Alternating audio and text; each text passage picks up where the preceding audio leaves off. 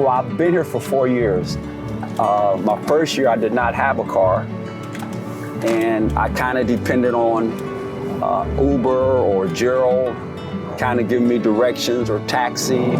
Don't have a lot of habits. I don't do anything. The only thing I really do is work out and go to the movies. That's my leisure. That's my only thing that consumes my time. So basketball is my life.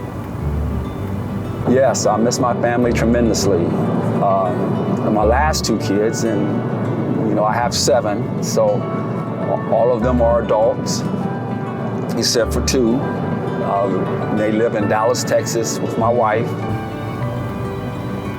I grew up basically in a bar, and where there was a lot of alcohol and fighting and drunk people and everything, because my mother and my father both worked in bars. And because of that, I saw people die.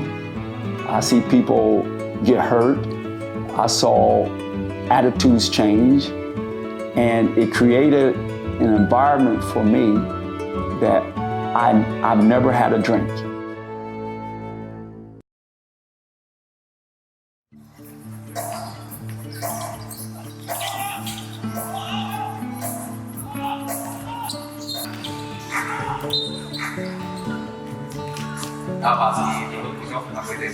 When I first got here, I had no choice in players.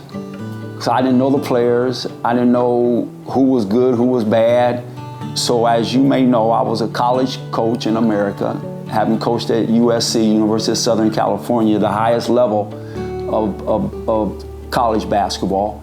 And during that process, you become what you call a recruiter. So I had kind of developed a system that I carried on to here, where I would evaluate and really look at players like I was in the United States to find out, do they really fit what I want? And then I develop a list, and all these little yellow pads that I have are all filled with player information. And what I would do, whether it's university games or SBL games, I put down the date that I saw them. Like, for example, this one I would say played well, shot real well, distance I'm not sure of. He was one of the older players from Dasheen. Every game that I attend, I always put down the name, the number of the player, and how they played that game. Did they shoot well? Did they receive coaching well? Did they have too many turnovers? So at the end of the day, at the end of the month, or at the end of the evaluation period, I can look back and I'll go over every one of these.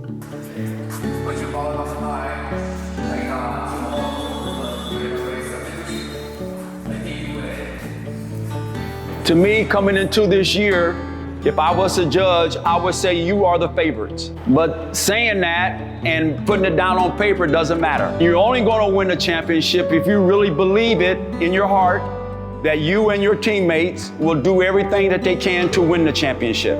Thank you. Good luck. Because your mind controls everything. And if your mind thinks and believes it, your body will follow. So I want the players to play with confidence, play with a certain edge about them that says, I believe that I can win. I believe that I'm better than you. And through that mental thinking, that mental, what I call PPT, the power of positive thinking. Because if you think you will, you will. If you think you won't, you won't. My national players probably get tired of me saying it, because I say it before every game, and I write it on the board, believe, hard work, that I think every game that we play as a national team, whether it's the white team or the blue team, the university team or the senior team, they really believe they can do anything. They can climb the mountain, they can swim across the ocean, they can accomplish anything. They can fly in the sky, they can reach the moon. So that's always been my message. That's always will be my message, anywhere and everywhere that I coach. 信心上面很多不足，其实帕克教练他不会因为你1-2场来定义你这个整个比赛的这些状况，帕克教练反而是会用更激励一点的方式，他甚至会在比赛的时候会设计一些战术，特别给这些球员，不但是让他去找信心，一方面也是他有这个对球员有这个信任，这样去相信每个球员。I don't really believe in roles. I believe that you should play the best you can, whatever you do. But at the same time, I want you to be good at something. Be the best rebounder, be the best shooter, be the best ball handler, be the best passer, be the best defensive player. Give me a certain skill that I can't find in anyone else. I think the level of skill and quickness and speed is definitely on Taiwan's side.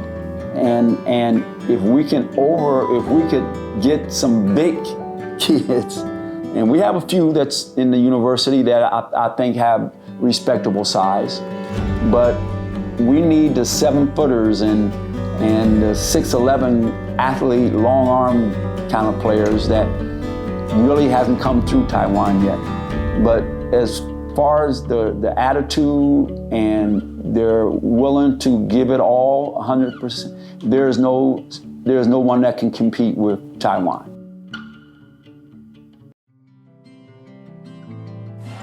Okay. All right, thank you. Hey, all right. My son often says sometimes that everywhere that I have been, I have left a footprint in the sand, as they say. So in other words, I've created positive images of myself with those people. Whether it's fans that come up and want to take pictures, I tell them thank you all the time. I shake their hands, and I thank them for wanting to take a picture with me. I'm honored that they want to take a picture with me, or that they are happy with me, or that they believe in me. You know, because I respect people. I don't treat anybody bad. I don't treat anybody nasty. I don't treat anybody with an unfavorable attitude. And that's always been a theme of my life. Accomplishments, I don't know, if I can gain your respect, I've accomplished. If I can get you to believe in yourself and believe in what your mind tells you, that's my biggest accomplishment. So all through my life, that's a big part of who I am.